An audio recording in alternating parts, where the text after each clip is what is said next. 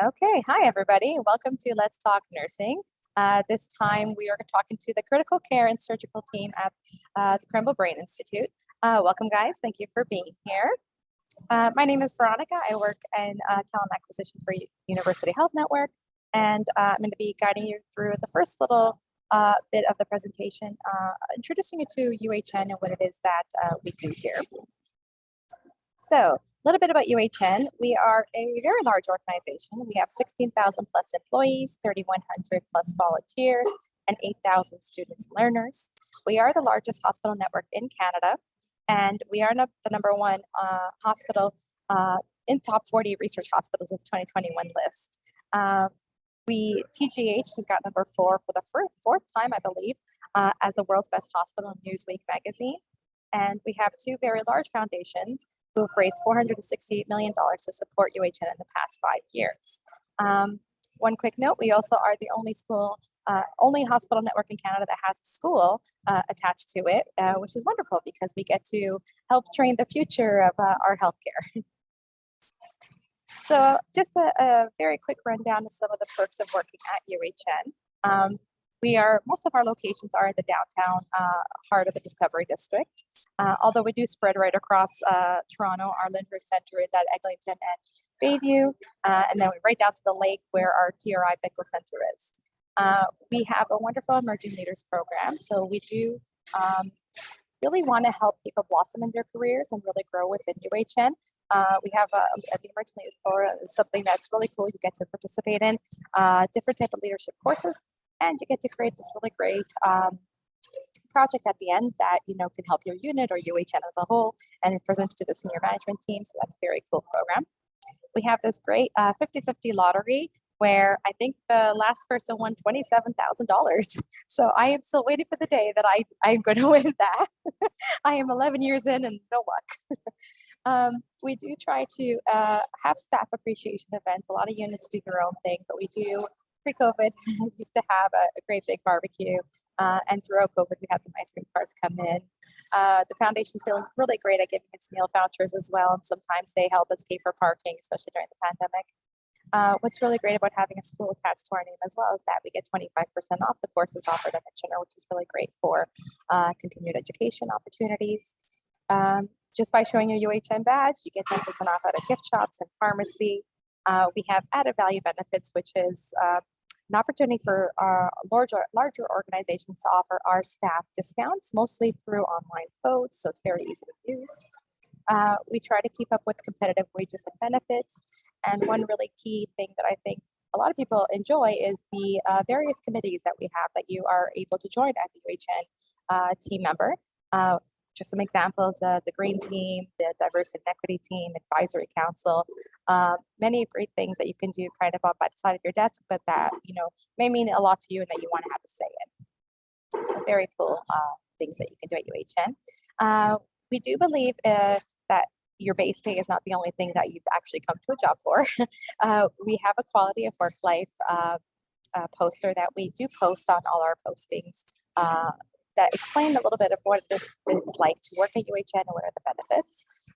We do have personal and emergency leaves, paternity leaves, etc. With COVID, we had to get very flexible with our working arrangements. We have made a big effort to try to increase our mental health supports for our team, especially with the pandemic that we just went through.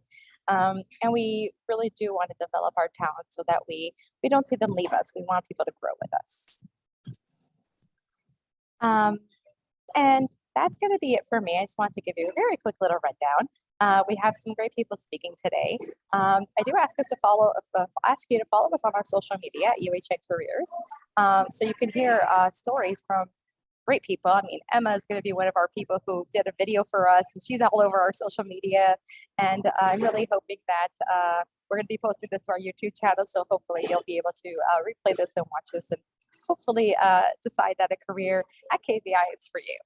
So I'm going to stop sharing my screen. I'm going to pass it over to one of our lovely managers, Arlene, who is going to take over. Thank you. Thanks. Hi, everyone. I'm so excited to have to be here. And I'm Arlene. I'm the nurse manager on 6A FEL, the Neurovascular Unit. I'll let my colleagues also introduce themselves. And then we're going to kind of start a little presentation of who we are as a program. So Pamela? Hi, my name is Pamela Allen, and I'm the manager on 5A, which is our spinal unit. Nice to meet you all. Hope to be working with you in the future. Nerissa?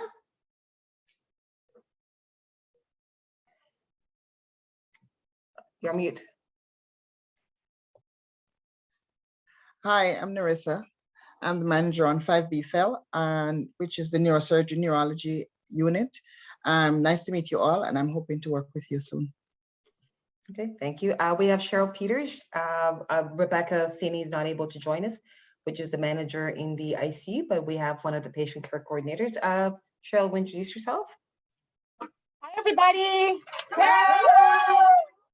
Sorry, or ICU, we come in a group. We're a very excited bunch. Hello, everybody. My name is Cheryl Peters. I'm one of the patient care coordinators in the best unit ever, Med-Surg Neurosurgical ICU.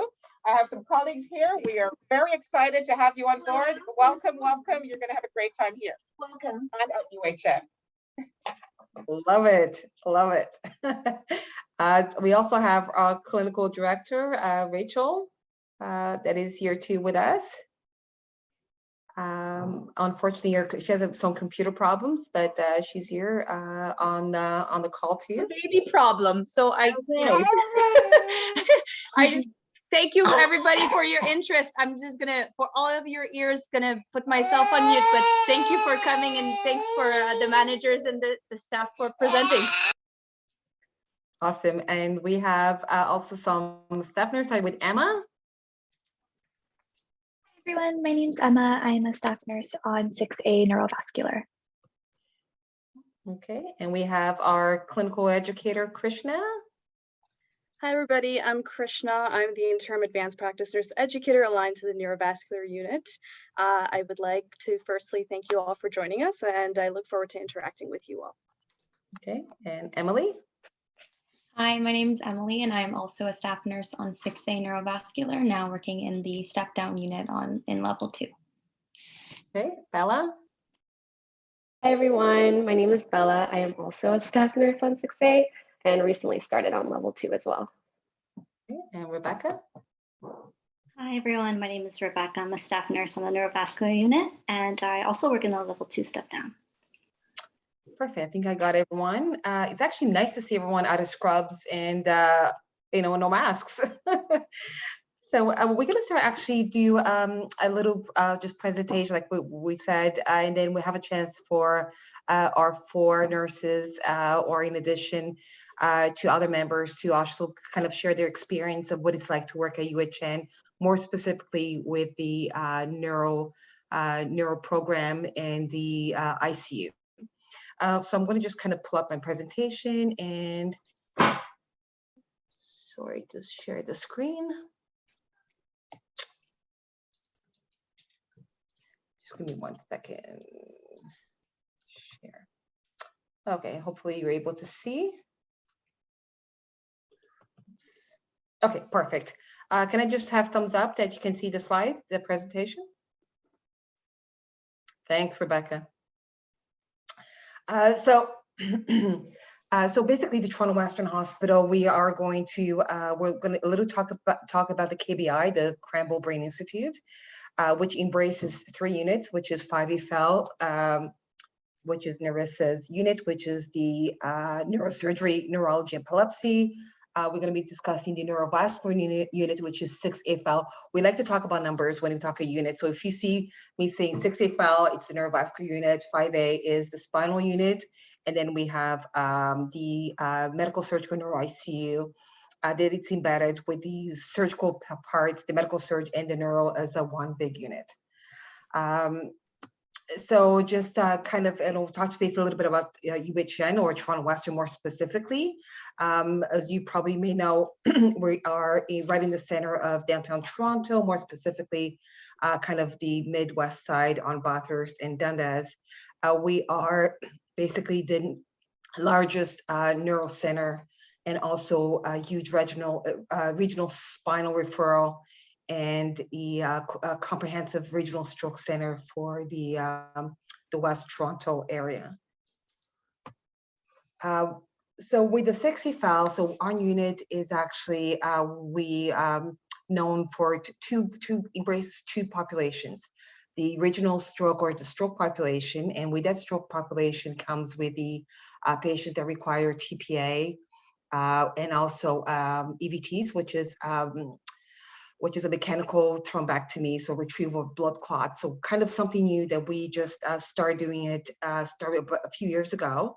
A huge recovery for our patients, end of life. I mean, when we look at stroke population, it was really poor outcomes that these patients had. In about 2011, based on a mandate from the ministry, we were asked to look at best practice for the stroke care.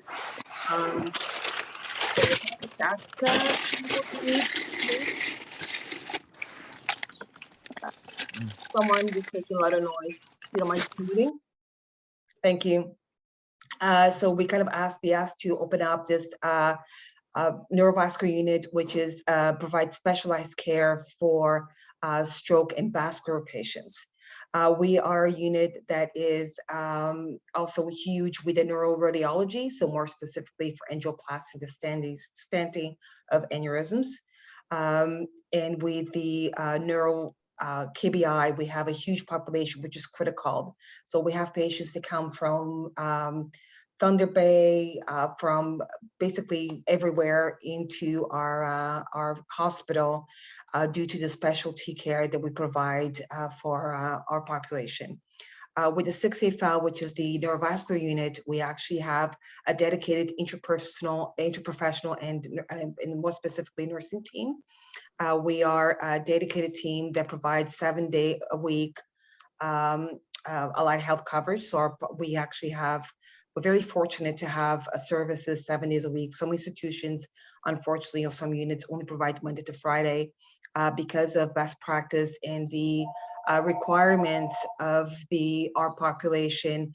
We embrace a 7-day week service. Our nurses are trained, and again, we'll let then Emily and some of our nurses here today talk a little bit about the specialized care that provide to our patients, such as swallowing assessments and specific neuro assessments to our patients. Just next page. So we talked about one of the things that we actually are part of our stroke accreditation is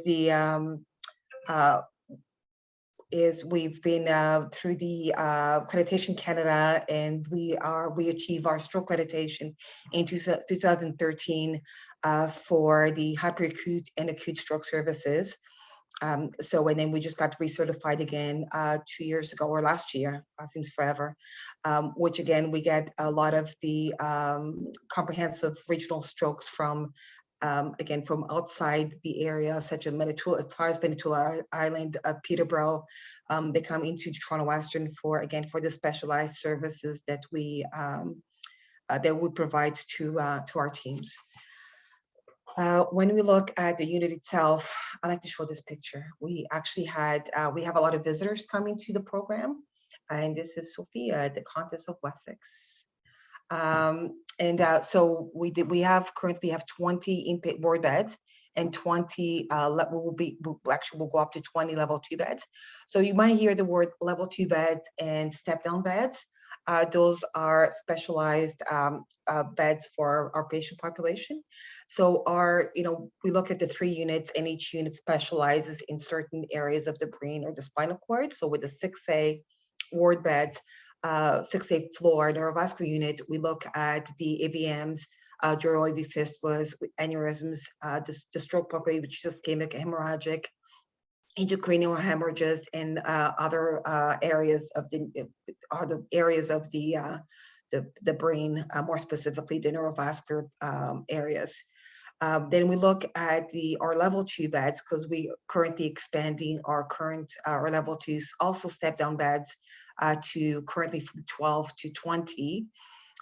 These level 2 beds basically specialized in all areas of the brain, right? The neurovascular is specifically with the vascular portion. The level 2 step down embraces all areas of the KBI. So when you look at areas such as 5A, 5B, and Narissa and Pam will speak about that population, when they require the intensive monitoring such as 2-to-1 nursing care, special medications, special drugs, they come into these level 2 beds, step down beds, and then can transition to the wards once they're stabilized and don't require the intensive resources of our nursing care or the monitoring. Again, we just talk quickly, these level 2 beds, so basically our staff that recruit into our unit, come into our unit and spend some time on the wards.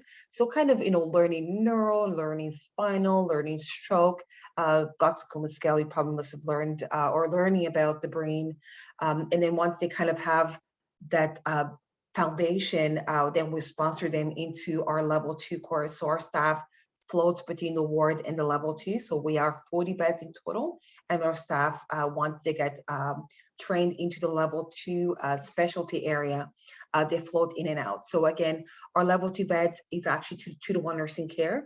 There's times that we might float to 1-to-1 depending of how sick the patient is. So the patient is not an ICU patient, it is a level 2 patient. Vital signs are Q1 to Q2, cardiac monitoring. So that we are trained in the on cardiac monitoring, special medications with inotropes. Also, patients that have drains such as EBDs that need to be monitored in this kind of intensive model that we have.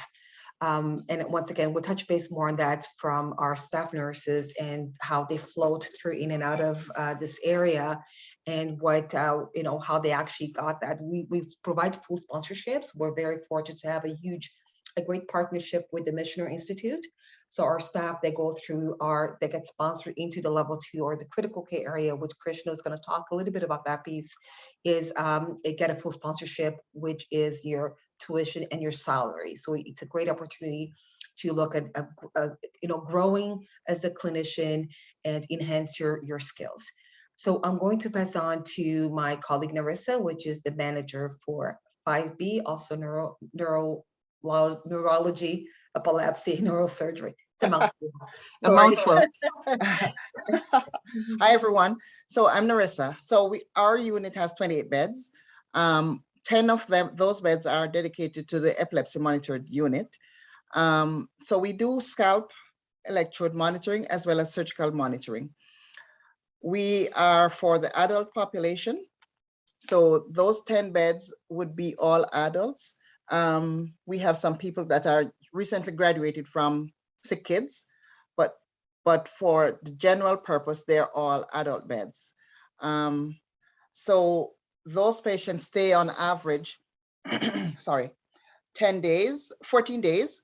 And for the surgical patients, they might be longer depending on how long it takes us to get all the information that they need to localize the seizure areas, so that at some point down the road, they can have possibly surgical intervention. For those patients, they have their surgery and they come to the unit directly, and the nurses are responsible for monitoring them. They are like, our monitoring unit is directly on the unit, so it's a room down the hallway from the beds, and so the nurses are alerted to the seizures by a call bell system, which the techs activate and the nurses do the assessment, going to see the patients and do the assessment. Next page, Arlene. Next slide.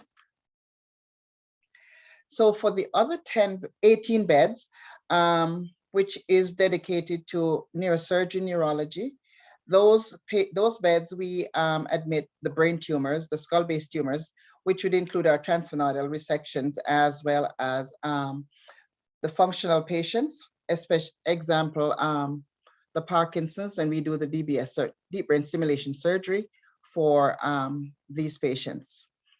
There's also the seizure patients that are under neurology. And so those ones are the general neurology patients and not in the epilepsy monitoring unit. Some of these patients, however, can cross over where they're admitted by neurology, and then there is a request for them to be monitored. And then they have encephalopathies that are usually admitted under neurology. So this part of your journey gives you the opportunity to really start the process of making that great determination that you want to be in neurosurgery. And I'm hoping that you will all come to join us so that you can join us on our journey as we move through the KBI. This is an opportunity for you to start here and move wherever you want to be and do whatever you want to do. Thank you.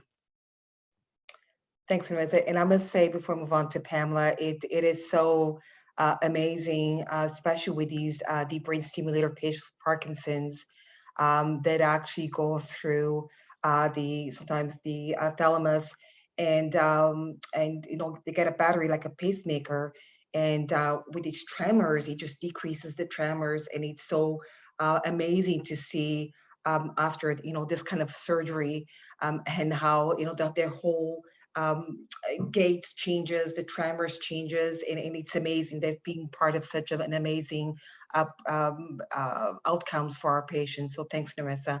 It does Pamela? change your life, Arlene. Yeah. Once they've had, yeah. Yeah. So Pamela?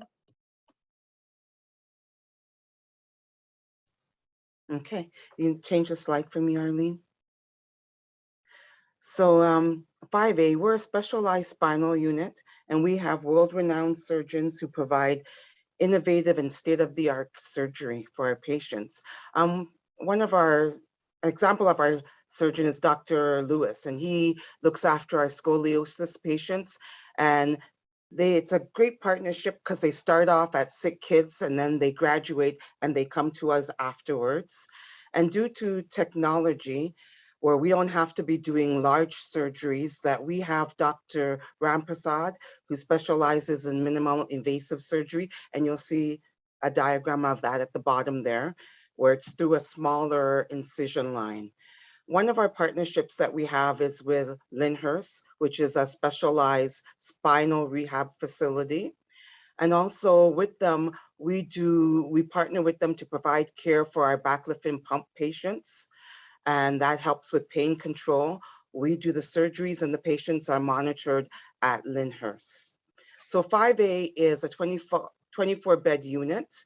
Some of the procedures that we specialize in are spinal tumors. We talked about the reconstructive, spinal stenosis, trauma. We do a lot of spinal trauma. We're not a trauma center, but again, because we are a specialized unit, that the patients come from all over within our province and even outside our province for care. And we also have our spinal stimulators that we provide care for our patients. So 5A gives you an opportunity to enhance your nursing skill and knowledge. You become an expert in providing advanced care for patients with spinal conditions and diseases. We focus on comprehensive spinal and neural assessment, managing the neurogenic bladder and bowel, and providing support for patients through their neuropathic pain. So you'll learn how to distinguish between acute pain, chronic pain, and neuropathic pain. We work collaboratively with the acute pain service. And also we provide PCA, our PCA pumps, and then we have a special monitoring system that we use for the first 24 hours, which is the Massimo system. And then we have some other unique skills that you will acquire on 5A, which is working with Halo Traction, Jewett Vest, and Vista Collar. So 5A gives you an opportunity to refine your nursing skills and to develop your true credentials to help move you from a novice to an expert. And it enables you to transition anywhere on your care path. So a lot of our nurses within the 1.5 to 2-year milestone, they will transition onto level 2 or ICU. So KBI is a place to be because there's lots of opportunities. 5A will help you to hone in on your skills, and then you can move on to level 2, and ICU.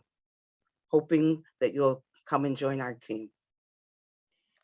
That's great, Pam. I must say that, looking back 20 years ago, how spinal surgery was to move towards, as Pam mentioned with Dr. Ramprasad, minimally invasive spinal surgery, where they actually insert screws and plates into your spine without having to open the back. So it's kind of, think about a lap chole, where they just have laparoscopic, the same concept. We also have moved towards the day surgery, decompression, anterior or posterior, cervical decompressions, well before they used to stay in the hospital for 5 to 7 days. And again, I think we did 5A and the Toronto Western KBI. We've been a huge pioneer in these changes and evolution of technology and technique alongside our clinicians. So next I'm going to Christian's going to be talking about the nursing pathway, and then we'll pass it on to Cheryl. So Krishna, I'm a little slow on the slides because I'm having some computer issues, but we'll try to move along. Oh, there we go. There we go. Okay, everyone. So, oh, you got to go back. Yep. I'm going to speak on the KBI nursing pathway. So our KBI nursing pathway essentially represents the career trajectory of many of our staff in KBI. And as you can see, it's broken down into several stages, and it outlines how one can move through the different areas in KBI as they progress in their practice. So the first stage that you see on your screen is the pre-orientation stage. The pre-orientation stage basically outlines all of the qualifications, skills, and experience that we seek out when hiring and recruiting. So this includes new grads registered with the CNO, nurses who've had acute care experience. If you can also note that we do hire internationally trained critical care nurses who are registered with the college. Once you are hired on any of the inpatient units in KBI, you are in orientation for the first 1 to 3 months. And orientation in KBI involves a mix of virtual, in-person, as well as self-learning. And you basically receive orientation to the organization, the KBI program, as well as the unit you are hired on. At the tail end of your orientation, there is a formal touch base with the APNE and the clinical manager, which involves a discussion around readiness for independent practice. And we essentially just want to make sure that there's enough supports in place for our new hires as they transition. And then you move into the residency phase, which lasts about 4 to 12 months. And in this phase, there's lots of opportunities for you to be certified and acquire some of those specialized skills that the managers have mentioned based on the area that you are hired in. There is also an opportunity to transition to working into critical care areas. So we've got our NVU level 2 as well as our ICU level 3. And as Arlene mentioned earlier on in the presentation, we do provide full sponsorship. However, and the training is done through Michener. However, those interested would have to demonstrate readiness and would have to meet certain qualifications. So that's our KBI nursing pathway in a nutshell. If you guys have any questions, I'll be more than happy to answer in our Q&A portion of this presentation. Thank you. Thanks, Krishna. I will pass it over to Cheryl, which is our patient care coordinator for the ICU, and her colleagues behind her. Hi, everybody. Welcome. Hi. We're just excited. Okay. Hi. All right. So next slide, Arlene, please. Perfect. So welcome to the Medical Surgical Neuro Intensive Care Unit. So let me flip the paper. So currently we're one of the largest specialty neurosurgical intensive care unit in the country. Currently we have 33 level 3 beds and 3 level 2 beds, but moving forward, the plan is to have 38 level 3 beds. Okay, so who are we? Who are we? We are an amazing bunch. It's a loaded question. We're a fun group. We're a wonderful multidisciplinary team.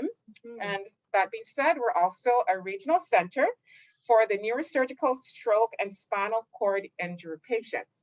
We're also a designated stroke center. In addition to that, we have state-of-the-art interventions with a combined neuro and med-surg patient population, with 50% being referred through the KBI, which you heard about earlier, and they get referred for strokes, epilepsy. We offer continuous EEG monitoring, subarachnoid hemorrhages, interventional radiology interventions, and other neurosurgical/spinal cord disorders. Okay.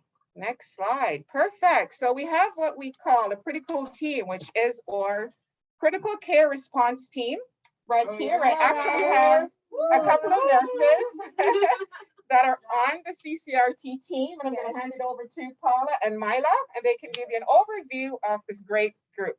Hi guys. So CCRT, well, we get called for a number of issues that happen on the floor. So what we are pretty much is a critical response team. We handle more than 900 emergency consults per year. Do you have anything to add, Mila? Okay. Yeah, go ahead. Go ahead. I joined the group because I learned a lot of things. I developed my skills and learned how to talk to the higher up as well and facilitates where the patients goes. Anyway, we have some criteria from critical care groups. It's based on airway, breathing, and cardiac or hemodynamically unstable, and decreased LOC.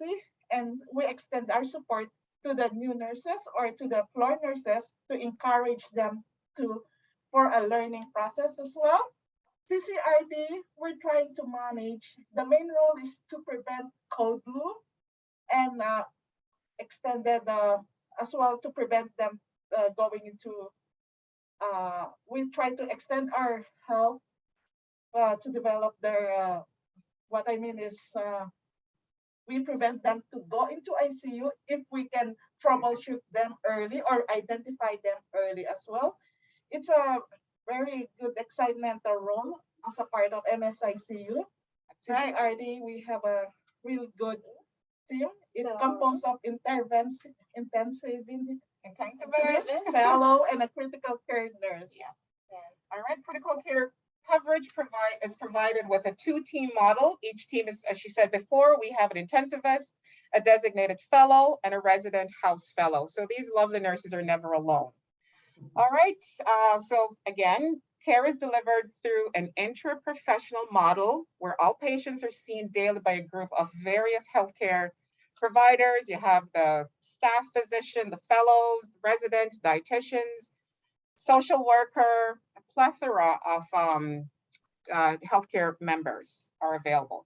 The acuity and breadth of exposure to our diverse patient population makes it a rich learning environment.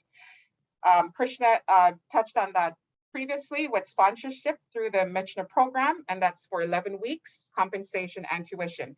Nadine is one of our Michener facilitators, so I'm going to hand it over to her. Hello, I'm Nadine. I've been here for about 13 years, so that just tells you alone how wonderful it is to work here. Yes. So as Cheryl said, I'm one of the facilitators. There's 2 facilitators, and anytime, like Krishna also said, it's the same type of process that when somebody is hired through regular screening, like a job interview, and they're hired on, we pay your, well, I don't, but our manager will pay your salary and also will pay your tuition to go through the 11-week program with Michener. And you are assigned, basically, the facilitators, this is your clinical portion, and there's an online theoretical component as well. So throughout that time in the ICU, you work, as it says here, 135 hours of preceptorship and assigned to the various patients in varying levels of acuity in the ICU. There's ample opportunity to utilize your BCLS protocols, ACLS protocols, ICU policies. This is within the first 1 to 2 weeks, of course. After that 1 to 2 weeks, you then, and you finish Michener, you pass everything, because we know you will. You're then set up in a buddy system where we now integrate you into the unit for orientation for about 8 to 10 shifts. we actually did a lot of, we actually had a lot of missionary students, big groups actually, up to 12 to 14 students, actually filter through during the height of the pandemic, which was really helpful. And they actually did really well, hit the ground running, as we like to say. After our 1 to 2 weeks, you then, after your, let me start over. After your 8 to 10 buddy shifts, you're then moved on to being independent and on your own practice. There's about a transition period of orientation. By orientation, you start being independent, but yes, we all start buddying you in the different pod systems. So that way you are set up with a senior nurse, so you're never actually left alone, and someone to always ask questions to. We have lots of advanced skills here in the ICU, from SLED, which is dialysis, hemodialysis, peritoneal dialysis, ACLS, wound care, very exciting things, including ICU skill workshops. As you progress through the ICU, we have multiple roles. Like we said, the critical care response team, you get to hold a pager and everything. Being in charge, which is a wonderful leadership role that really pushes your leadership skills and helps you to coordinate in the team. And the resource nurse, which is also known as the arrest nurse, which is also known as the cardiac arrest nurse, and any code blue, you then respond to those code blues. We have a dynamic unit council, which helps us with emerging leadership programs and further academic pursuits. So we really want to collectively say thank you for listening, and we hope you come to the intensive care unit at Toronto Western. Join us. Lovely. Thanks. Yeah.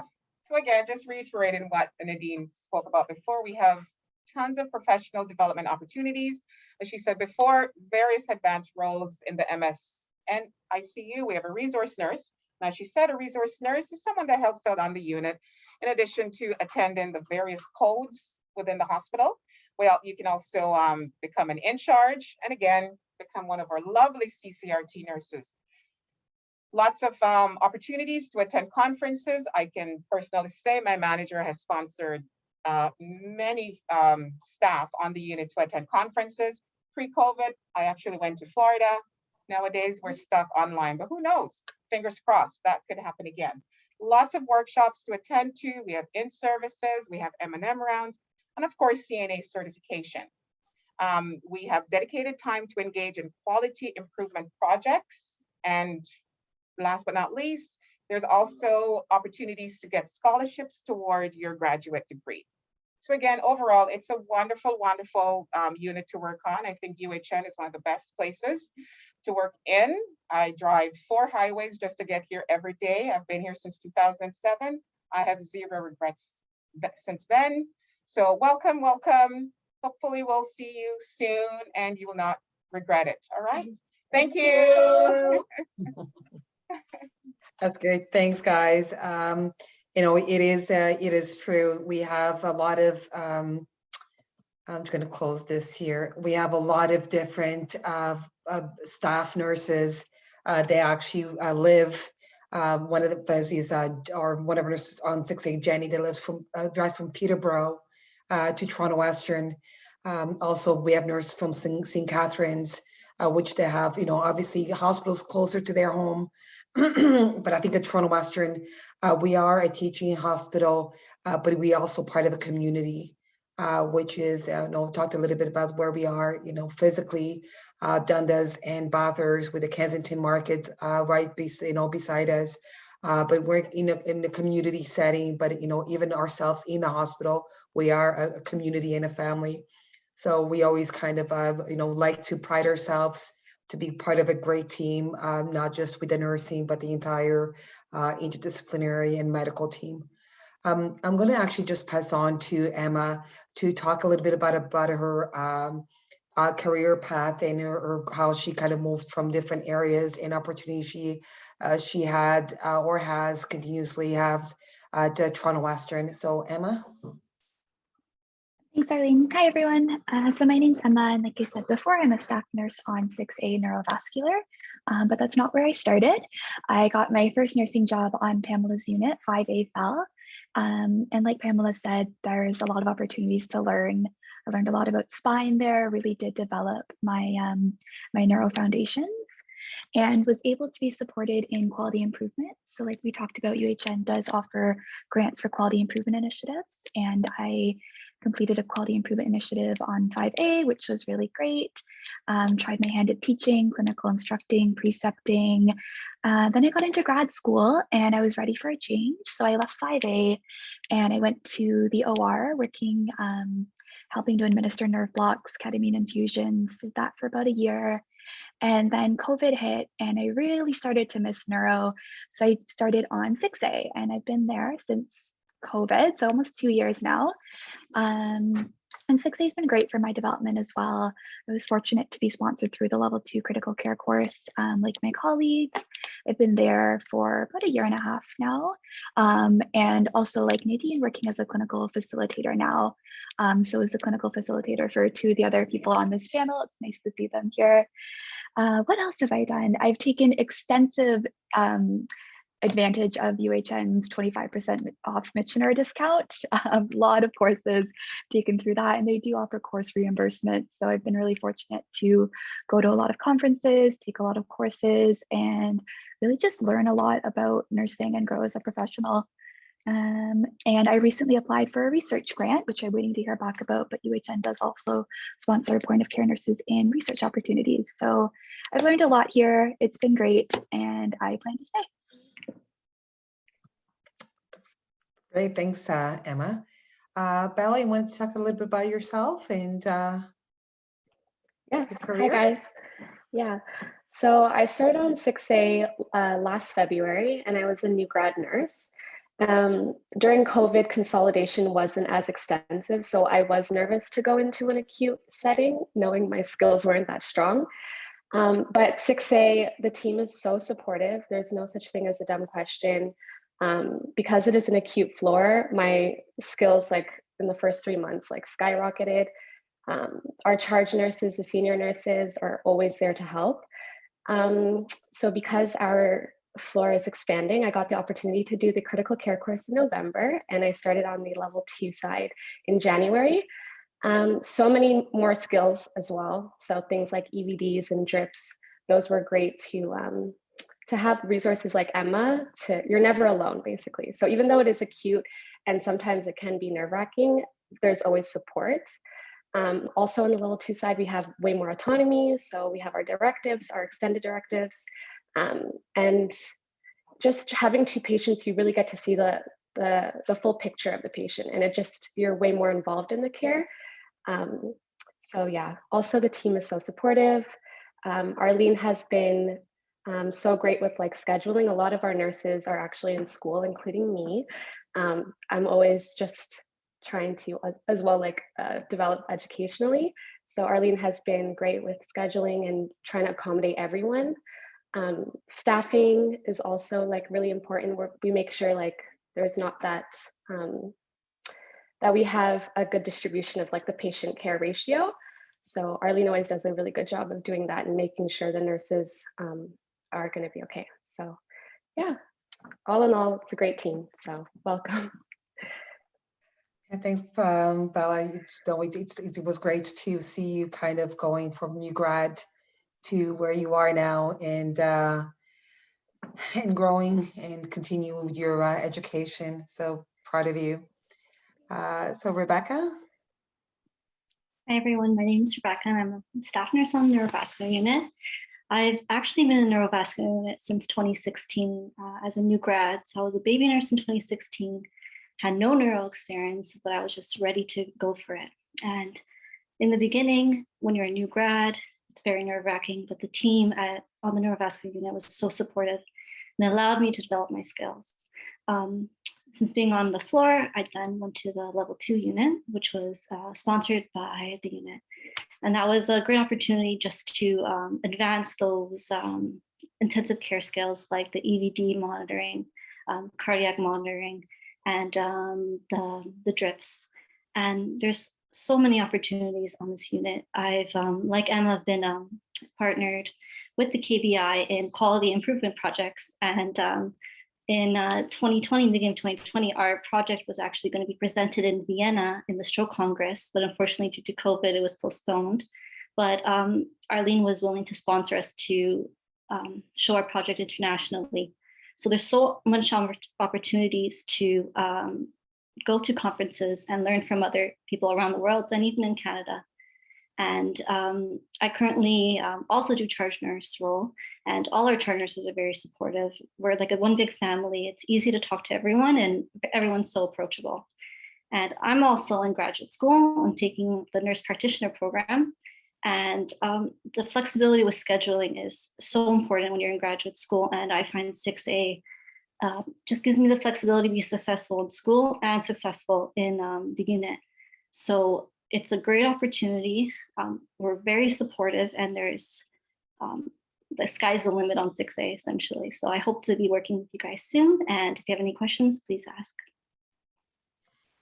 Thank you. Yeah, I started actually developing gray hairs just recently with all these scheduling requests. You know, it's actually great. Like we said, we across the 3 units and including ICU with Nerissa, myself, 5A, and that's one thing we're affiliated with UFT when it comes to, and I think some of our nurses do a lot of work over at UFT.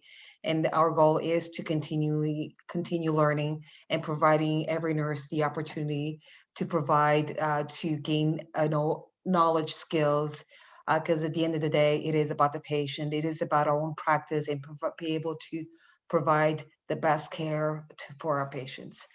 So we'll pass it over to Emily now. Hello, my name is Emily, and I'm also a staff nurse on 6A Neurovascular. So like Bella and pretty much everyone else, I also started as a new graduate on 6A. I've been here for just under 2 years now.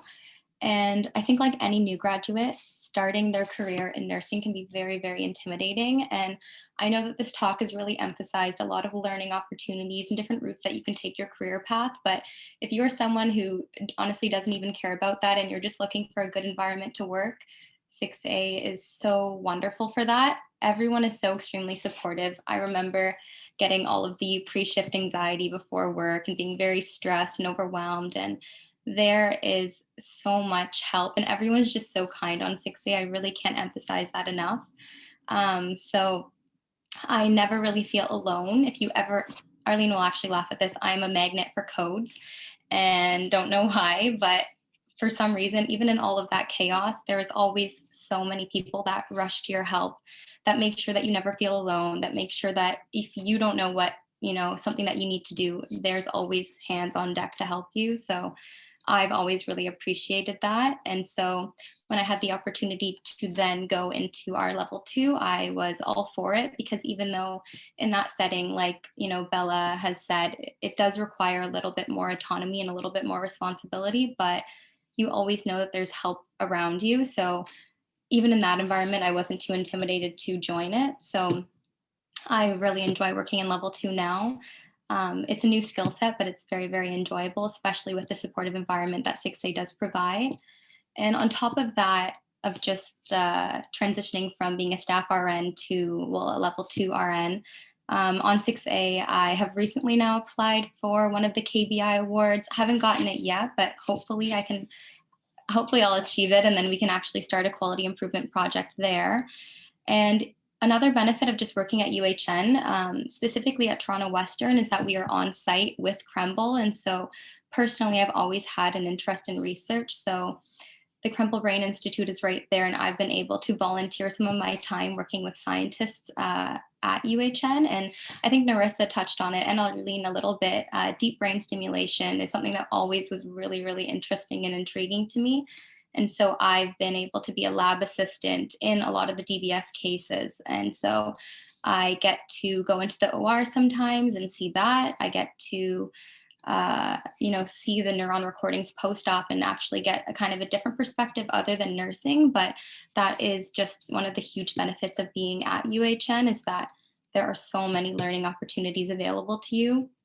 And it's just a wonderful supportive environment. And like we've all said, Arlene has been such a wonderful manager, and she's so accommodating. I think I am a big contributor to Arlene's gray hairs.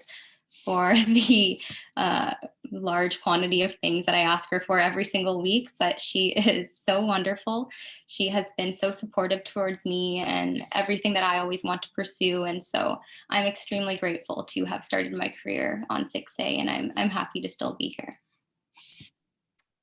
Thanks, Emily. And I think that's just, you know, again, other with the 6A, 5A, 5B, that is our model. That is what something that we always look for as a program, is to support our staff and help staff grow, you know, in any kind of shape or form, either through research, through projects, or continuing education. Rebecca is actually going through doing her NP, and we have a majority of our nurses actually have gone back to school just to look at different learning opportunities. So again, I think one of our, you know, as a group with the KBI, including critical care, it is about supporting our staff and supporting our team. So by saying that, I am going to pass it over to the group for any other comments or put it out for any questions.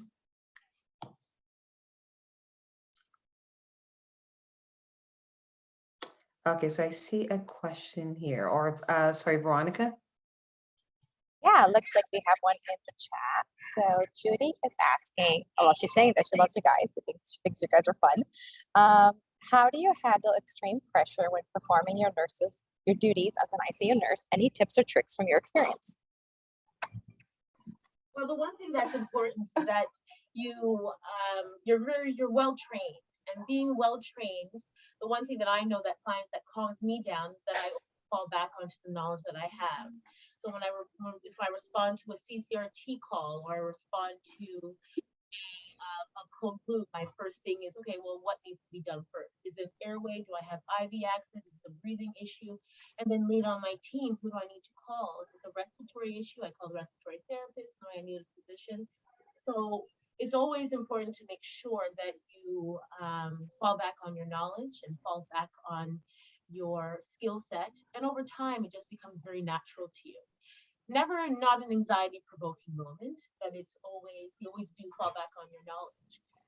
Cheryl? Yeah. So go ahead. Yeah, I can add to that. Like, I came from the unit myself, 8A, and you know what? You're never alone. Yeah, you just have to keep that in mind. You're never alone. And we do have a step-up guideline. Like, you'll never, you know, be assigned the sickest patient on the unit.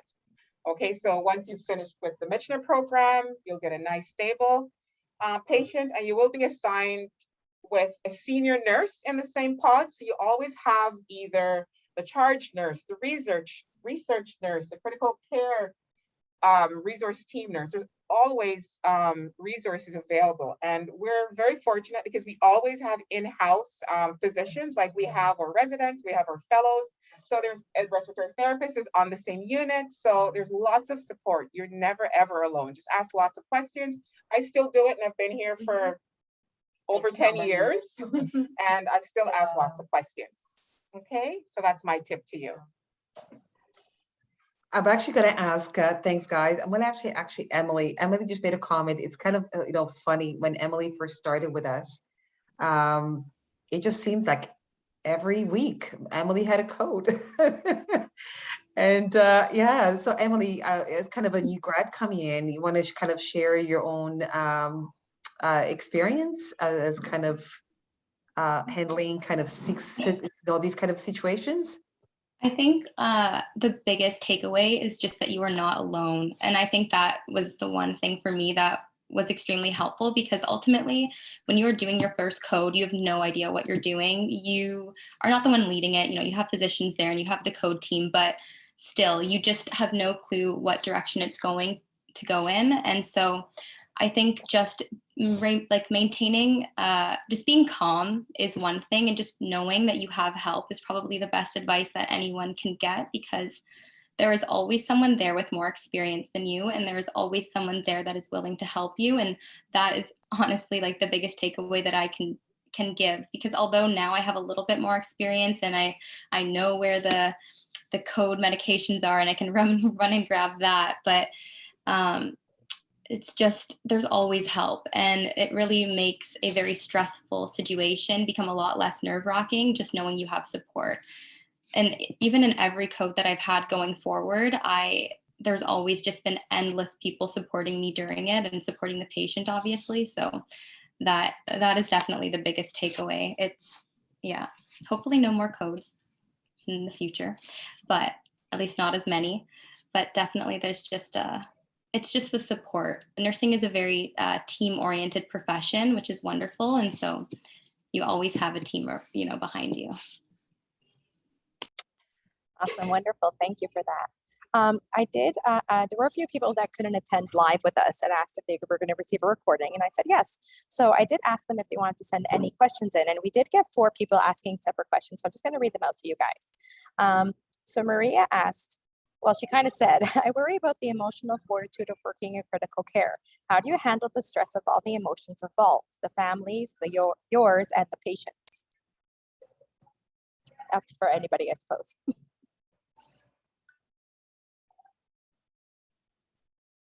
Nadine, you want to touch base on that, and maybe Emma too? Well, hi.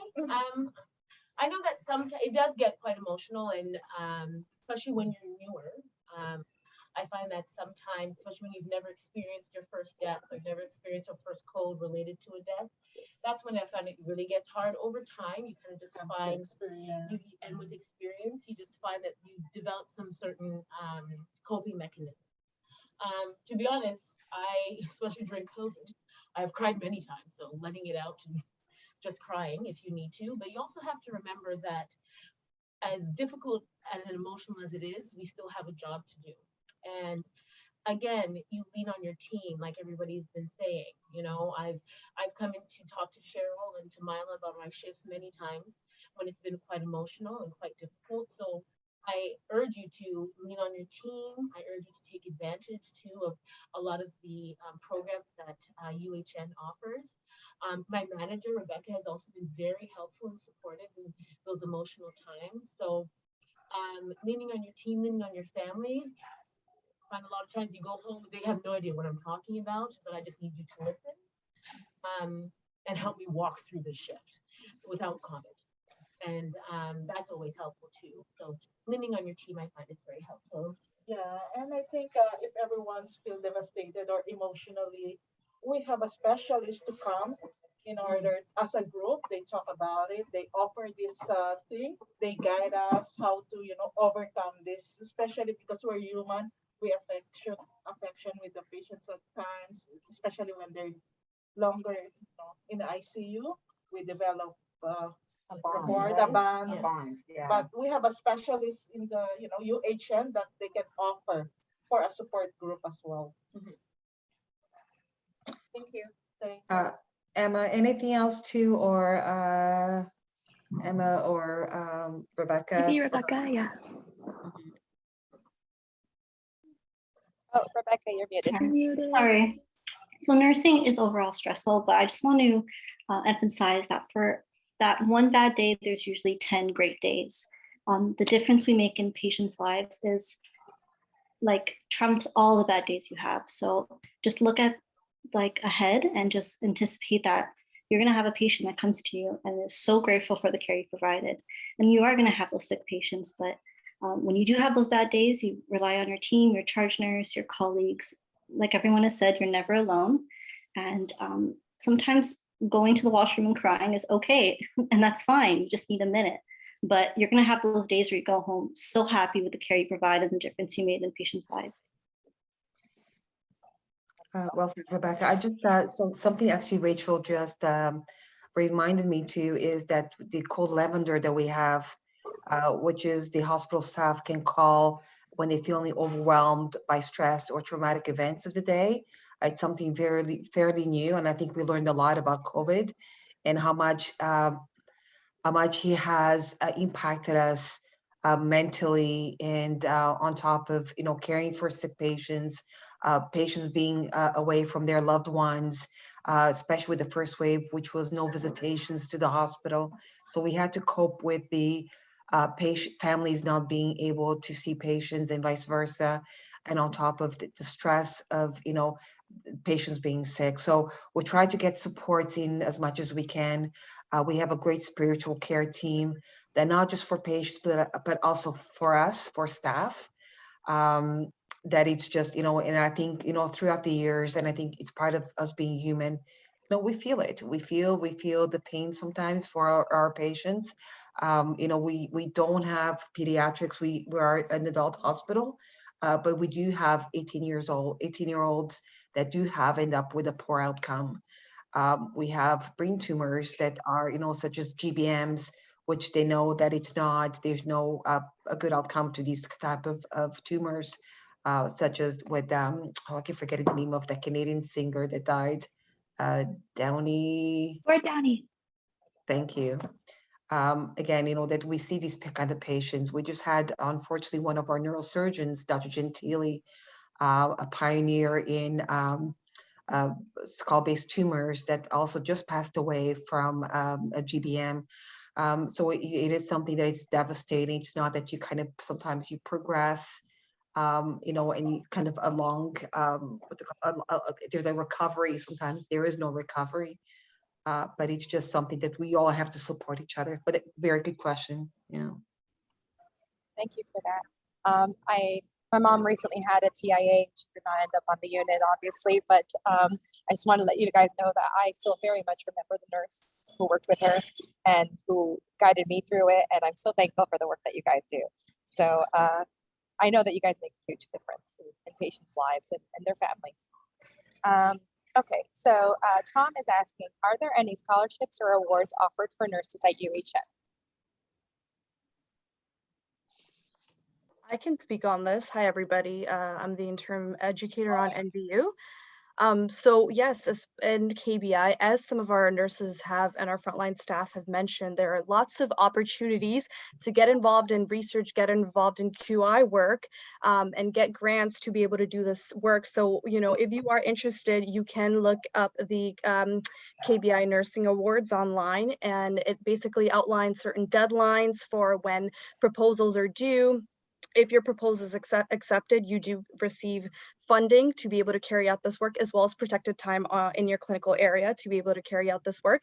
In addition to these opportunities, as one of the managers have mentioned earlier, we sponsor our staff for different conferences, whether it is attending conferences or presenting at conferences. We provide full sponsorship for our staff who are interested. So lots of professional development opportunities available for frontline staff in KBI. Thanks, Chrissy. If I might just add, we have a great also fellowships. So we have fellowships available to our staff, not just with the nursing, with the whole intraprofessional team, and even with the neuroscience program, or even UHN, we have a lot of scholarships. And I believe, because this is scholarship time, oh yeah, Bella just completed her hers today, and we have professional development funds that is available at the unit level. I was very fortunate, even myself as a staff nurse, with my colleague Pamela, going to Portugal to present at conferences. Rebecca talked a little bit about going to, was it Australia, Rebecca? Unfortunately, COVID came and it ended up going, but we had staff going to Japan, basically, as long as, you know, we love promoting what we do and we're proud of what we do. And we were very thankful to have an organization that supports us, and not just sharing what we do, but also learning what others do. Thank you, Arlene. Okay, the next question comes from Melissa. She asked, what is the best way to figure out if this specialty is the right one for me? How can I prepare myself for working in critical care setting?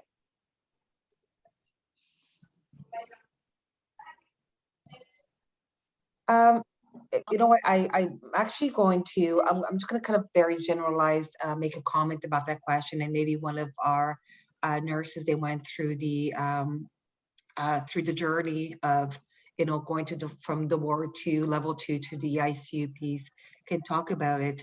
You know, and I remember kind of when I finished school, nursing school, really clueless of where I wanted to do, where I wanted to be. You know, do I want to go to this area? Is it cardio? Everyone was cardiac. You know, cardiac was sexy. It was always been a sexy area to work. And for some reason, you know, I just kind of end up in neuro. And I think one of the things that I know that, you know, I wanted to be in a teaching facility. I want to be in downtown Toronto. I wanted to be part of something dynamic. Those are the things that, you know, if you know this is what you want to do, and you don't have to know as soon as you finish school.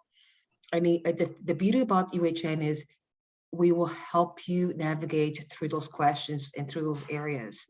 From the time you come in to the, you know, coming to one of our 3 units, going to a level 2, going to ICU. Right now we have someone that is going to the operating room instead. Kevin and I came from the operating room ourselves too. And it just, you know, what area, it's unlimited. It is, sponsorships are available, transfers from within the hospital, even across to Toronto General or PMH. And now we are affiliated also with the Toronto Rehab. So we have from the rehab facilities to acute care to, you know, Missioner now, it's part of us. So it's a huge organization. And, you know, I can tell you that I did not know where I wanted to be. And it's okay. It's okay. Start at point A and just build from there on. And I'm not sure if one of you guys want to add. One thing that I can just say to that of like not knowing if you want to work in critical care is starting like here on one of the wards, whether it's 5A, 5B, or 6A, you kind of get to dip your toes into just like medical surgical nursing with like differences in the area that you're in, whether it's spine or neurovascular or more neurology focused. And then if you want to dip your toes in further, you can do level 2. And I think a lot of people, you know, they want to work in ICU or they think they want to work in ICU, and sometimes it's for them and sometimes it isn't. And so having that stepping, like, you know, the ability to go into a step down ICU before going into an actual full on level 3 ICU setting is really beneficial, because ultimately, if you don't like level 2, you might not like level 3 ICU, but it's just having this program here is really beneficial for that, because it allows you to really take baby steps into furthering that critical care experience. Thank you so much. I think the next question actually kind of touches on this as well. The questions, I am just graduating and I am interested in critical care nursing, but it was suggested to me that I get more experience on a unit before even thinking of applying to critical care. What do you suggest is a good amount of time before coming into critical care nursing role? And do you offer externship opportunities in critical care? I'm going to do my best to answer that question. Again, besides Disney World, this is the greatest place on earth to work on. But myself, I started on the GIM unit, and I think I worked there for about 2 years. I think on average, we would prefer maybe 6 months to 2 years on a unit just to get your feet wet, at least with everything that's going on. We offer externship within the department, and so far the externs are loving it, and for sure, this is where they're, you know, hoping to work eventually. So it is hard to say. So I think really 6 months to 2 years would be great just to get your feet wet, to get some experience, and then you can join us in the ICU.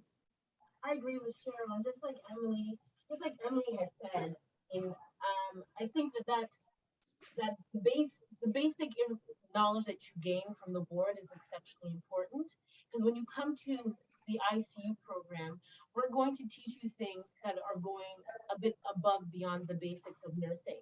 Cardiac monitoring, coronary care 1, coronary care 2, all kinds of advanced type of skills. So it's good to come with that foundation, and then we build on it. Hi, I would just like to share my personal story of how I got introduced to neuro. So similar to Arlene, fresh out of nursing school, I wasn't really sure where I wanted to settle and what specialty I wanted to work in. So I actually started my nursing career with UHN as part of the nursing resource team. And so I was able to float to different medicine and surgery floors across the Western and the general. And this really allowed me to build on my foundational nursing knowledge and nursing skills, and allowed me to get exposure to different specialties. And at that time, when positions opened up on 6A, I decided to apply because neuro was this area that I was completely unfamiliar with, and I really wanted to challenge myself. And I'm so glad I made that decision, because fast forward to now, I love neuro, and I love working in KBI. So again, UHN is a large organization, and there's many different ways for you to sort of get your foot in through the door and explore the areas you want to work with. I am biased. I love KBI. So I would say if you feel intimidated, if you feel nervous, like everyone has mentioned, there's lots of support across the different areas in KBI, and so you're in good hands. And Krishna, I love that you love it. Okay.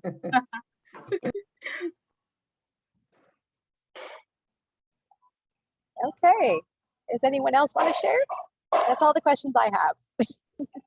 Actually, I want to add one thing to the last question. I find on 6A, you get exposed to so many nursing skills like your NG tube insertion, your tracheostomies, your chest tubes, and doing in and out catheterizations, and you develop a really good comprehensive base nursing skills on the ward. And I find it's a great transition to the level 2 course, and the Michener program does a great job in preparing you for those extra critical care skills.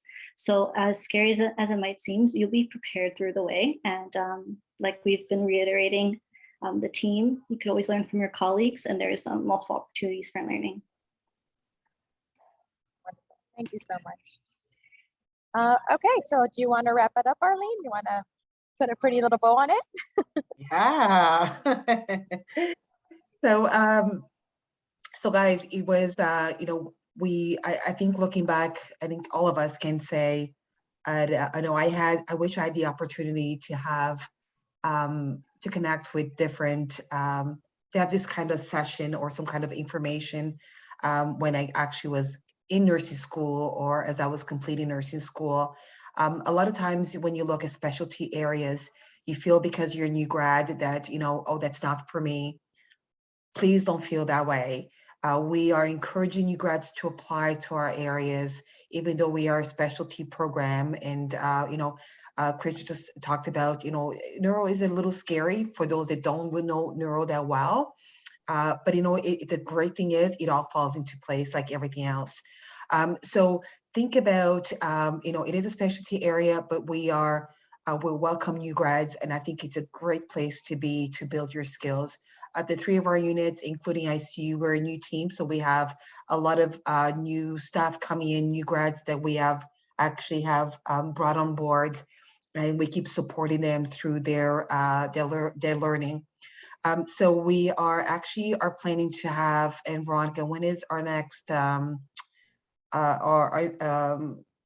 Thursday, correct? Our session? Job fair, yeah. Job fair on Thursday. Again, we are at least myself in my unit 6A, we have hired nurses that have not finished their 4th year. So we are actually trying to be more proactive and actually hiring now, and some people are writing their NCLEX in July, but we actually already offering them positions to come into. We have a great, the 3 or the 4 units, orientation process, buddy shifts. We have one-to-one, one-on-one with our clinical, the APNEs, our educators at times, if people need the extra support. Everyone has different learning needs. And sometimes we try to be cognizant of that piece too. I just wanted, Rachel just made a comment and to me, and it's something that we like to do is, every day we talk about safety. Every day we're talking about, our safety huddles, how can we improve things? How can you do your job every day? What happened yesterday that we can actually, look at and make and improve things for tomorrow. And so this is a culture that we embrace. It is a culture that we don't put fault at things, but instead as a team, we look for solutions. And solutions is not about just one person, it's about the entire team, including our patients and our families. Again, if you have any questions or want to reach out to us, please, happy to answer. Our nurses are here. I did not have to bribe them.